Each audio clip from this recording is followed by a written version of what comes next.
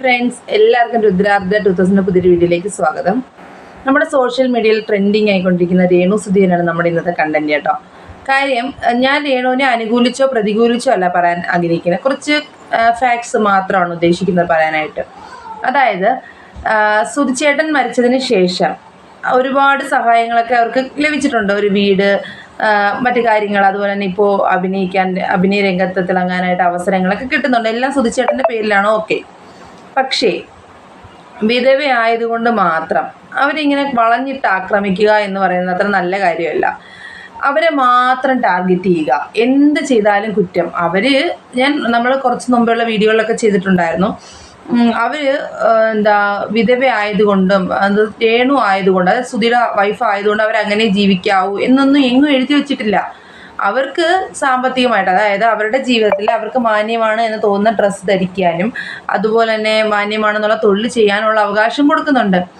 പിന്നെ സുധിച്ചേട്ടൻ്റെ ഭാര്യ ആയതുകൊണ്ട് ഇങ്ങനെ ചെയ്യാൻ പാടില്ല, സുധിച്ചേട്ടൻ്റെ ഭാര്യ അങ്ങനെ ചെയ്യാൻ പറ്റില്ല. ഈ സുധിച്ചേട്ടൻ്റെ ഭാര്യയ്ക്ക് ആരെങ്കിലും ഫ്രീ ആയിട്ട് വീട്ടിൽ കൊണ്ടു ചിലവിന് കൊടുക്കുമോ? ഇല്ലല്ലോ. പിന്നെ കലാഭവൻ മണിയുടെ വൈഫിനോടൊക്കെ നമ്മൾ കമ്പയർ ചെയ്യാൻ പറ്റില്ല നമ്മുടെ കൊല്ലം സുധിച്ചേട്ടൻ്റെ ഭാര്യ രേണുവിനെ. കാര്യം, കലാഭവൻ ചേട്ടൻ ഇഷ്ടംപോലെ സാമ്പത്തികമൊക്കെ ഉണ്ടാക്കി വെച്ചിട്ടാണ് മരണത്തിലേക്ക് പോയത്. പക്ഷേ നമ്മുടെ സുധിച്ചേട്ടൻ അങ്ങനെയല്ല സംഭവിച്ചിരിക്കുന്നത്. എന്തായാലും നമുക്ക് രേണു സുധിയുടെ ഇപ്പോൾ പുതിയ ട്രെൻഡിങ് ആയിക്കൊണ്ടിരിക്കുന്ന, അതായത് രജിത്ത് ഏട്ടൻ, നമ്മുടെ മലയാളക്കരയെ മുഴുവൻ പിടിച്ചു വെച്ച രജിത്ത് ചേട്ടൻ എന്താണ് രേണു സുധിയായിട്ട് സംസാരിക്കുന്നത് എന്നുള്ളൊരു ചെറിയ ക്ലിപ്പിംഗ് ഉണ്ടോ എന്ന് കണ്ടിട്ട് വരാം.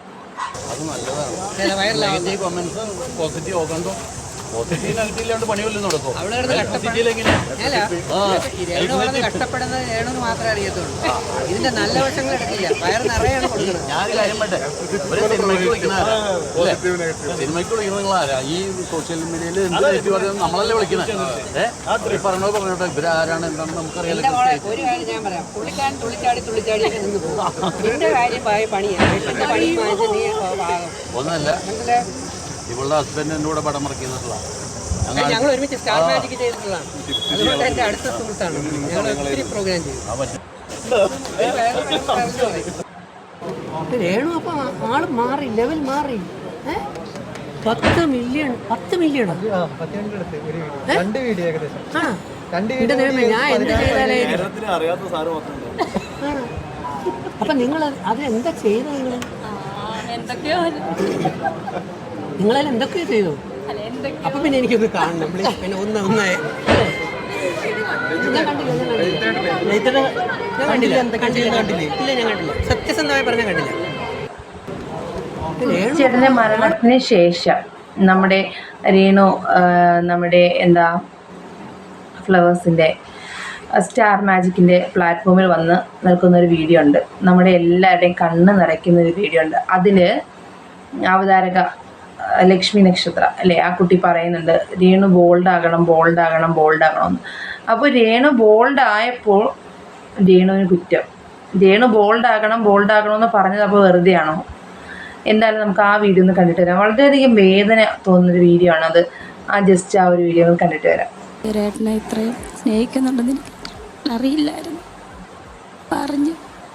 എല്ലാവർക്കും നന്ദി. ഏട്ടനെ സ്നേഹിച്ചുകൊണ്ട് എല്ലാവർക്കും നന്ദി. ഇനി ഏട്ടനെ സ്നേഹിക്കണം. ഇനി രേണു ബോൾഡ് ആയേ പറ്റുള്ളൂ. എന്തൊക്കെയാ പുതിയ ഡിസിഷൻസ് ഒക്കെ എടുത്തിട്ടുള്ളത്? നമുക്ക് എന്നും ഇങ്ങനെ കരഞ്ഞിരിക്കാൻ പറ്റില്ല. ഇവരെ രണ്ടുപേരെയും നമ്മൾ നോക്കണം. അപ്പോൾ എന്തായാലും നമ്മൾ ചെയ്യാൻ പോണേ? രണ്ടുപേരെ നോക്കും.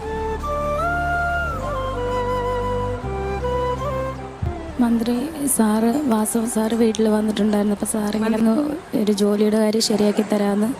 അപ്പം അതിന് വേണ്ടിയിട്ട് ഈ വീഡിയോ കണ്ടിട്ട് നിങ്ങൾക്ക് എന്ത് തോന്നുന്നു? വളരെയധികം ദുഃഖം തോന്നുന്നുണ്ട് അല്ലേ? ആ ഒരു സ്റ്റേജിൽ നിന്ന് കരഞ്ഞിരുന്ന ആ ഒരു സ്റ്റേജിൽ നിന്ന് ഇന്ന് കാണുന്ന രേണുവിലേക്ക് എത്തിയത് ആ കുട്ടിയുടെ അവരുടെ മാത്രം കഴിവ് കൊണ്ടാണ് കേട്ടോ. അവർ ആ മക്കളെ വളർത്തണമെങ്കിൽ ആരുടെയും സഹായം കിട്ടില്ല. താൻ അധ്വാനിച്ചാൽ മാത്രമേ തൻ്റെ മക്കളെ വളർത്താൻ പറ്റുകയുള്ളൂ എന്ന മനസ്സിൽ ഇതായിരിക്കണം അവർ അഭിനയത്തിലേക്കും റീൽസിലേക്കും നാടകത്തിലേക്കും ഒക്കെ ഇറങ്ങാൻ കാരണം. അപ്പോൾ അത് അവരുടെ എന്താ ജീവിക്കാനുള്ള ഒരു അവകാശമാണത്. അവരെങ്ങനെയെങ്കിലുമൊക്കെ ജീവിച്ച് ഒന്ന് ആ മക്കളെ വളർത്തിയെടുക്കാനാണ് നോക്കുന്നത്. അവർ മറ്റു തെറ്റായ രീതിയിലൊന്നും പോകുന്നില്ലല്ലോ, ആരടുത്തും കൈ നീട്ടുന്നതുമില്ല. അവരവർക്ക് കിട്ടുന്ന തൊഴിൽ ചെയ്ത് ജീവിക്കുന്നു. റീൽസിനെ റീലായിട്ട് തന്നെ ചെയ്ത് കാണണം, അതവരുടെ പ്രൊഫഷനാണ്. അവർ അഭിനയിക്കുന്നുണ്ടെങ്കിൽ അത് പ്രൊഫഷനാണ്. എന്താ മോഹൻലാലും മമ്മൂട്ടിയും മഞ്ജു വാര്യരും കാവ്യ മാധവനൊക്കെ അഭിനയിക്കുമ്പോൾ പ്രശ്നമില്ല, രേണു അഭിനയിക്കുമ്പോഴാണോ പ്രശ്നം? എന്താ നടൻ, ആ ഒരു നടൻ ആ ഒരു ഇതിൽ പേരില്ല, സെലിബ്രിറ്റി അല്ലാത്തത് കൊണ്ടാണോ ആ പ്രശ്നം ഉണ്ടാകുന്നത്? പക്ഷെ അവർ ഒരുപാട് പേര് കളിയാക്കുന്നുണ്ട്. അപ്പോൾ രജിത്തേട്ടൻ്റെ തന്നെ വേർഡ്സിൽ അതിലൊരു കളിയാക്കൽ പോലെയാണ് എനിക്ക് ആദ്യം ഫീൽ ചെയ്തത്. കാര്യം ഇവരൊക്കെ ഇങ്ങനെ പറയും, തുള്ളി പോവും, എന്താ നമ്മുടെ രേണു സൂക്ഷിക്കണം എന്നൊക്കെ പറയുന്നുണ്ട്. ഈ നമ്മുടെ ഒരു ഫിലിം ഫീൽഡ് എന്ന് പറഞ്ഞു കഴിഞ്ഞാലുണ്ടല്ലോ, ഒരുപാട് ചതിക്കുഴികൾ അതിൽ ഒളിഞ്ഞിരിപ്പുണ്ട്. രാഷ്ട്രീയം പോലെ തന്നെ ഒരുപാട് ചതിക്കുഴികൾ ഒളിഞ്ഞു നിൽക്കുന്നൊരു സ്ഥലമാണത്. അപ്പം രജിത്തേട്ടൻ്റെ ഡയലോഗിൽ ഞാൻ പറയുന്നത്, ഞാൻ തെറ്റായി പറയല്ല, ഒന്നെങ്കിൽ ആ ചതിക്കുഴി അറിയാവുന്നതുകൊണ്ട് നീ സൂക്ഷിക്കണം എന്നൊരു മുന്നറിയിപ്പായിരിക്കും കൊടുത്തത്, അല്ലെങ്കിൽ നീ ഒരു പൊട്ടിപ്പെണ്ണായതുകൊണ്ട് ചെന്നത് പെട്ടുപോകും എന്നുള്ളത് കൊണ്ടായിരിക്കണം. പക്ഷേ അതിനെയൊക്കെ വളരെയധികം വിമർശിച്ചാണ് നമ്മുടെ സോഷ്യൽ മീഡിയ ഓരോ റീൽസ്, അതായത് അവർ ദാസേട്ടനുമായിട്ട് അടുത്തിരിക്കുന്ന വീഡിയോ കാണുന്നുണ്ട്. അപ്പോൾ അതിലൊക്കെ ഞാനിവിടെ കൊടുക്കാതെ അപ്പോൾ അതിലൊക്കെ ആണെങ്കിൽ ഈ എന്തോ വലിയ എന്നുവെച്ചാൽ ക്യാമറ ഫുൾ അവരെ ഫോക്കസ് ചെയ്യുക. അവരെന്ത് ചെയ്യുന്നു, അവർ തുമ്മുന്നതും തുടയ്ക്കുന്നതും എല്ലാം ഒപ്പിയെടുത്തിരിക്കുകയാണ്. കാര്യം എങ്ങനെയൊക്കെ അവർ വിമർശിക്കണം അങ്ങനെയൊക്കെ വിമർശിക്കാനായിട്ട്. പിന്നെ അവരുടെ ഡ്രസ്സിൻ്റെ ഒരു വീഡിയോ വന്നപ്പോൾ ഞാനും ഒക്കെ അതിൽ പറഞ്ഞിട്ടുണ്ടായിരുന്നു. കാര്യം എങ്ങനെയാണ് അത് അവർക്ക് കംഫർട്ട് അല്ലെങ്കിൽ അത് ധരിക്കാൻ പാടില്ല, പിന്നെ ഇങ്ങനെ ഇട്ട് മുടിയിട്ട് അഡ്ജസ്റ്റ് ചെയ്ത് അതൊക്കെ വളരെ പാടുള്ള കാര്യമാണ്. ഇപ്പം നമ്മളായാലും ശരി, ഇപ്പം നമുക്ക് അറിയാതെ നമ്മൾ ഡ്രസ്സ് വിയർ ചെയ്ത് കഴിഞ്ഞാൽ പിന്നെ അവർ ചെല്ലുമ്പോഴേക്കും ആ ഒരു ബുദ്ധിമുട്ട് മനസ്സിലാവും. അപ്പോൾ നമ്മൾ അങ്ങനെയൊക്കെ അഡ്ജസ്റ്റ് ചെയ്ത് മുന്നോട്ട് പോകും. പക്ഷേ വീണ്ടും ഉള്ള 2-3 വീഡിയോസിൽ അങ്ങനെ കണ്ടപ്പോൾ അത് നമ്മൾ നെഗറ്റീവായിട്ട് പറഞ്ഞത് നമ്മൾ പറയുകയും ചെയ്തു.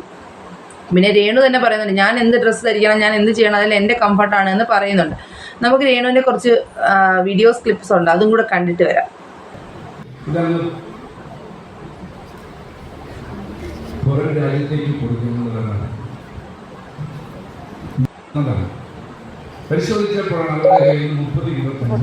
കംഫോർട്ടുള്ള ഡ്രസ്സ് ഞാൻ ഇടും, അത് ഞാൻ ഫോട്ടോഷൂട്ട് ചെയ്യും. അതെൻ്റെ ഇഷ്ടം. എന്തിടണം, എന്ത് ഇടാതിരിക്കണം, എന്ത് വസ്ത്രം ധരിക്കണം, അതൊക്കെ ഓരോരുത്തരുടെ പേഴ്സണൽ കാര്യമാണ്. അപ്പം ഞാൻ പറഞ്ഞ അമ്മ ഇതുപോലെ ഒരു സിനിമയുടെ പൂജയിലാണ്. പിന്നെ അവൻ ഈ നെഗറ്റീവ് കമൻസോ അല്ലെങ്കിൽ റീൽസോ ഒന്നും അവൻ കാണാറില്ല. അവൻ എപ്പോഴും സോഷ്യൽ മീഡിയയിലൊന്നും ആക്റ്റീവ് അല്ലാണ്.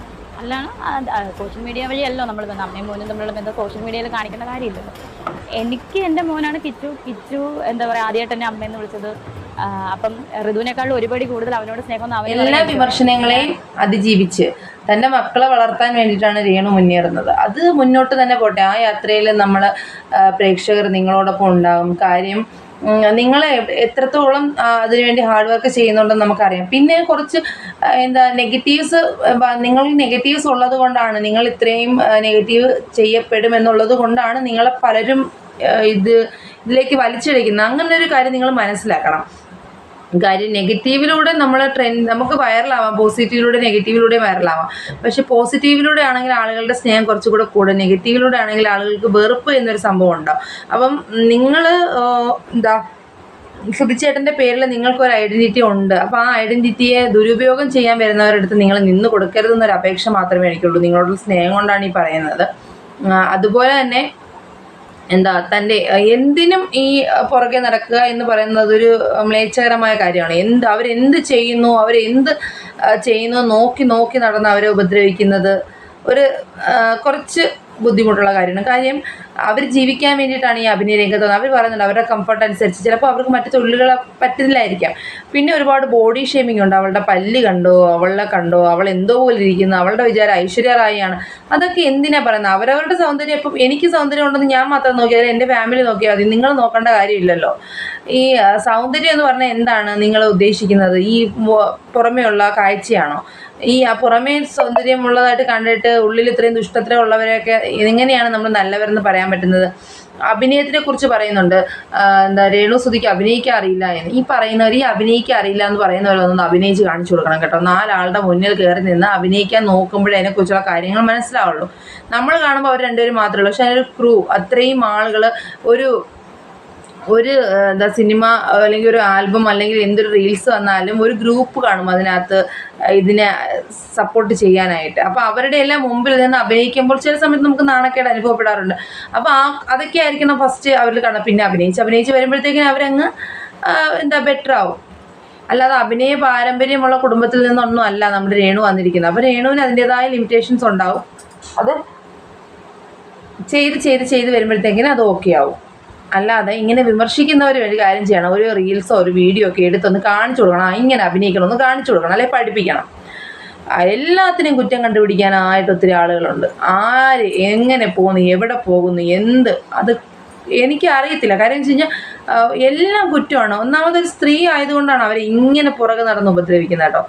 ഒരു അതിൻ്റെ സ്ഥാനത്ത് ഒരു പുരുഷനായിരുന്നു എങ്കിൽ ഇത്രയും വിമർശനങ്ങൾ അയാൾക്ക് കേൾക്കേണ്ടി വരില്ല. സ്ത്രീകൾ എന്താണ് എല്ലാവരുടെയും കളിപ്പാവയാണ്. എന്തിനാണ് ഇങ്ങനെ വളഞ്ഞിട്ട് ആക്രമിക്കുന്നത്? സത്യം പറഞ്ഞു കഴിഞ്ഞാൽ ഇതിപ്പം രേണുസുധിയുടെ രജിത് സാറ് കൊടുത്തിരിക്കുന്ന ആ ഉപദേശം ചിലപ്പോൾ നല്ലൊരു സഹോദരി എന്നുള്ള രീതിയിലായിരിക്കും. പിന്നെ എന്താ സുധിച്ചേട്ടൻ്റെ കൂടെ വർക്ക് ചെയ്തതാണ്, ഞങ്ങൾ ഒരുമിച്ചാണ്, ഞങ്ങളുടെ സ്നേഹിതനാണ് എന്നൊക്കെ പറഞ്ഞ് വരുന്നവരിൽ കള്ളന്മാരുണ്ടോ എന്ന് രേണുസുധി തിരിച്ചറിയണം. കാര്യം ഇതിൽ ഒരുപാട് ദുരുപയോഗങ്ങൾ നടക്കുന്നുണ്ട്, ചതിക്കുഴികളുണ്ട്. അതുകൊണ്ട് അത് തിരിച്ചറിഞ്ഞ് മുന്നേറണം എന്ന് മാത്രമേ പറയാനുള്ളൂ.